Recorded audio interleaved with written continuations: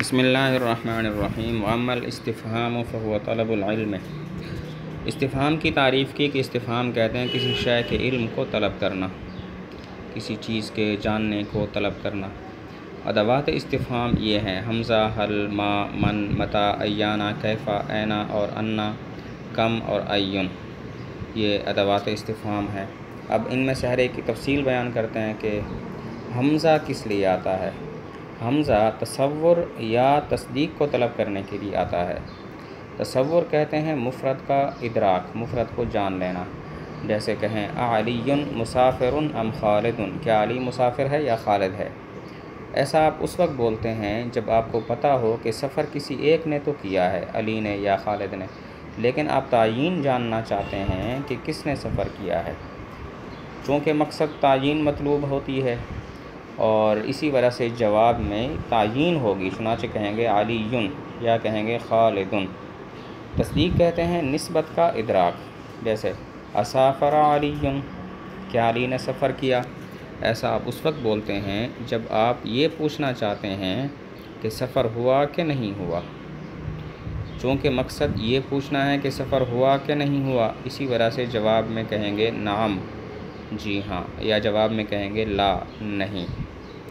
والمسئول عنہ فی التصور، تصور میں جس چیز کے بارے میں سوال ہوتا ہے وہ چیز ہوتی ہے جو حمزہ کے ساتھ متصل ہوتی ہے، اور کبھی اس کے معادل مذکور ہوتے ہیں ام کے بعد، اور کبھی اس کے معادل ام کے بعد مذکور نہیں ہوتے۔ ام کے بعد معادل مذکور ہوں تو ایسی ام کو ام متصلہ کہتے ہیں۔ مسند الیہ کے بارے میں سوال ہو، اس کی مثال انت فعلت ھذا ام یوسف، کیا تم نے یہ کام کیا یا یوسف نے۔ مسند کے بارے میں سوال ہو راغب انت عن الامر ام راغب فیہ، کیا تو معاملے سے اعراض کرنے والا ہے یا اس میں رغبت کرنے والا ہے۔ اور مفعول کے بارے میں سوال ہو ایایا تقصد ام خالدا، کیا تو میرا ارادہ کرتا ہے یا خالد کا۔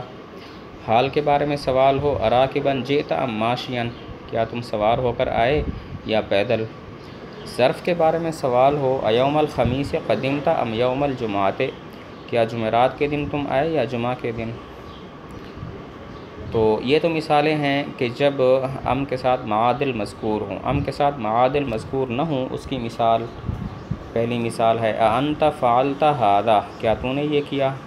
اراغب انت عن الامر، کیا تو معاملے سے اعراض کرنے والا ہے۔ ایایا تقصد، کیا تو میرا ارادہ کرتا ہے۔ راکبا جئت، کیا تو سوار ہو کر آیا۔ یوم الخمیس قدمت، کیا تو جمعرات کے دن آیا۔ اچھا، والمسئول عنہ فی التصدیق، تصدیق میں جس چیز کے بارے میں سوال ہوتا ہے وہ نسبت ہوتی ہے، اس کے معادل مذکور نہیں ہوتے۔ نسبت کے بعد اگر ام آ جائے تو ایسی ام کو ام منقطعہ کہتے ہیں، اور یہ بل کے معنی میں ہوتی ہے۔ نسبت کے بعد اگر ام آ جائے تو ایسی ام منقطعہ کہلاتی ہے اور یہ بل کے معنی میں ہوتی ہے۔ اس کا ترجمہ کر لیتے ہیں۔ اچھا، وَأَمَّا الْإِسْتِفْهَامُ، اور بہرحال استفہام پس وہ شے کے علم کو طلب کرنا ہے۔ وَأَدَوَاتُهُ، ادوات استفہام حمزہ، حل، ما، من، متی، ایانا، کیفا، اینا، انا، کم اور ایون ہیں۔ پس حمزہ لطلب التصور، تصور کو طلب کرنے کے لیے ہے، او التصدیق، یا تصدیق کو طلب کرنے کے لیے ہے۔ اور تصور وہ مفرد کا ادراک ہے، جیسے تیرا قول کیا علی مسافر ہے یا خالد، تم اعتقاد رکھتے ہو کہ سفر حاصل ہوا من احدہما، ان میں سے کسی ایک سے، ولیکن تطلب تعینہ، لیکن تم طلب کرتے ہو اس کی تعین۔ ولذا یجاب بالتعیین، اور اسی وجہ سے جواب دیا جاتا ہے تعیین کے ساتھ، پس کہا جائے گا علی مثلا، علی مثلا۔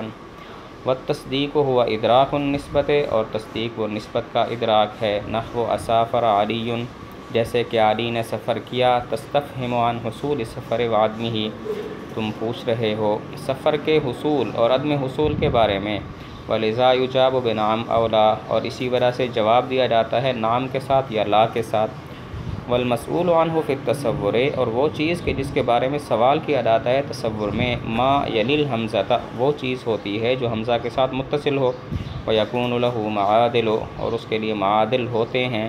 یذکر بعد ام جو ذکر کیا جاتے ہیں ام کے بعد، فتسمى متصلۃ اور اس ام کا نام رکھا جاتا ہے ام متصلہ، فتقول فی الاستفہام عن المسند الیہ پس تم کہو گے مسند الیہ کے بارے میں سوال میں انت فعلت ھذا ام یوسف کیا تو نے یہ کیا یا یوسف نے، وعن المسند اور مسند کے بارے میں مسند کے بارے میں سوال میں کہیں گے اراغب انت عن الامر ام راغب فیہ کیا تو اعراض کرنے والا ہے معاملے سے یا رغبت کرنے والا ہے معاملے میں، وعن المفعول اور مفعول کے بارے میں سوال میں اییا تقصد ام خالدا کیا تو میرا ارادہ کرتا ہے یا خالد کا، وعن الحال اور حال کے متعلق سوال میں اراکبا جئت ام ماشیا کیا سوار ہو کر تم آئے یا پیدل ہو کر، وعن الظرف اور ظرف کے بارے میں سوال میں یوم الخمیس قدمت ام یوم الجمعۃ کیا تم جمعرات کے دن آئے یا جمعہ کے دن، وہکذا اور اسی طرح باقی مثالیں ہیں،